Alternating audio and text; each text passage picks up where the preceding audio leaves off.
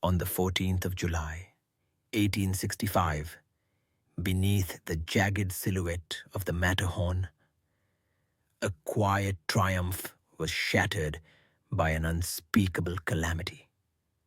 Four climbers, bound together by hope and the thin tether of a single rope, disappeared into the abyss, their fall echoing through the valleys below. This was no mere accident. It was a haunting testament to the peril woven into the pursuit of conquest, a tragedy etched forever into the mountain's cold stone heart. The story of the Matterhorn's first ascent is a dark monument to human aspiration and fatal vulnerability.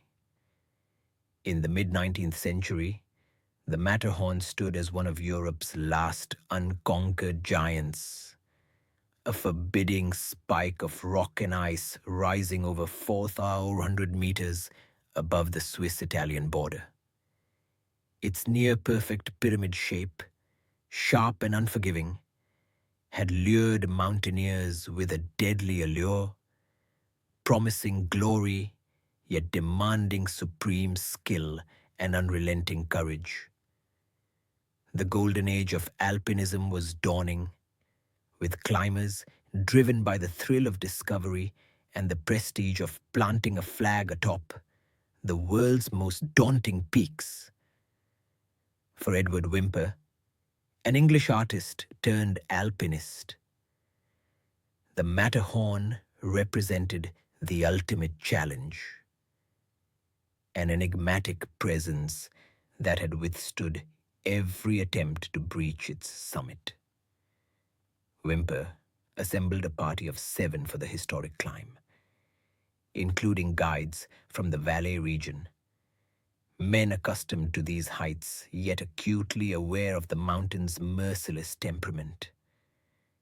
The ascent began in the early hours, the air thin and biting, while shadows clung to the crags and ridges like whispers of foreboding. Each step demanded exactness. A misjudged hold or a moment's hesitation could spell disaster. The climbers moved cautiously, their breath clouding in the brittle morning air, the weight of their thin, worn rope tethering them to one another and to the mountain's cruel demands. After arduous hours, the team reached the summit, their faces a mix of exhaustion and awe as they looked down upon the world beneath a sky so vast it seemed to hold all eternity. But even as triumph blossomed in their chests, the mountain's darker will was far from spent. The descent was fraught with hazards that had not eased in the bright light of day. The rock loose, the air colder still, and unseen fractures hidden beneath the ice. It was on this treacherous path that fate intervened. A rope, the fragile lifeline between man and survival, gave way. The snapping of that rope was a sound that starkly contrasted the serene alpine silence, a sudden rupture that thundered like a death knell across the slopes. 4 climbers, Lord Francis Douglas, Charles Hudson, Douglas Haddo, and Michel Croz, tumbled into an endless void, their bodies colliding with the unforgiving rock face as they fell.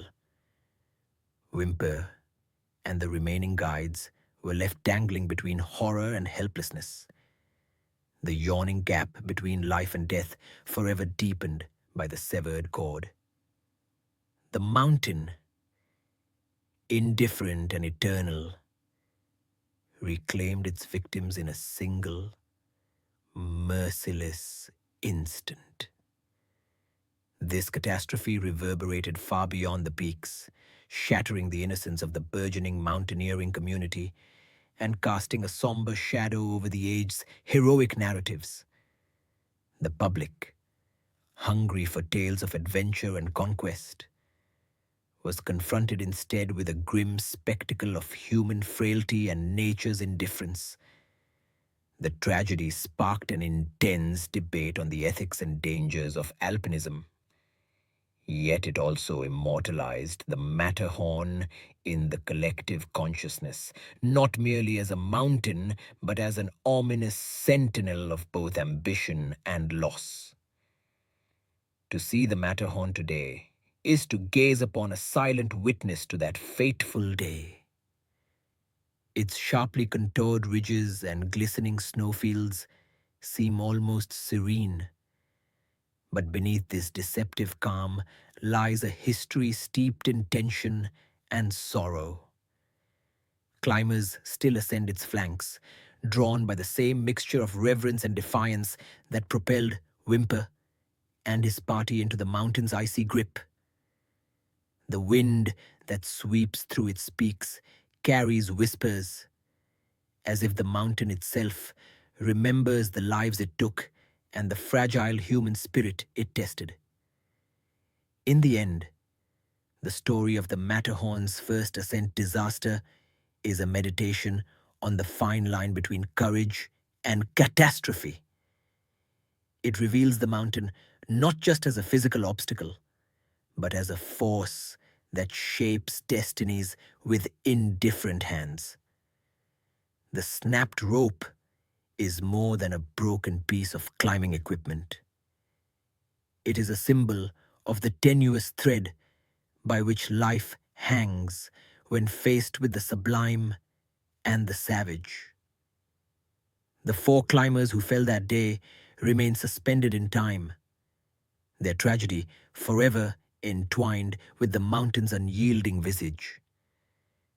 As twilight descends over the Alps and the Matterhorn's ghostly outline fades into shadow, one is left with an unsettling truth. Some summits are reached not only by the strength of arms or the precision of skill, but also by confronting the silent, spectral presence of mortality itself. The mountain stillness is deceptive. Its summit, a crown of both triumph and mourning, forever echoing the fall of those who dared to ascend too close to the sky.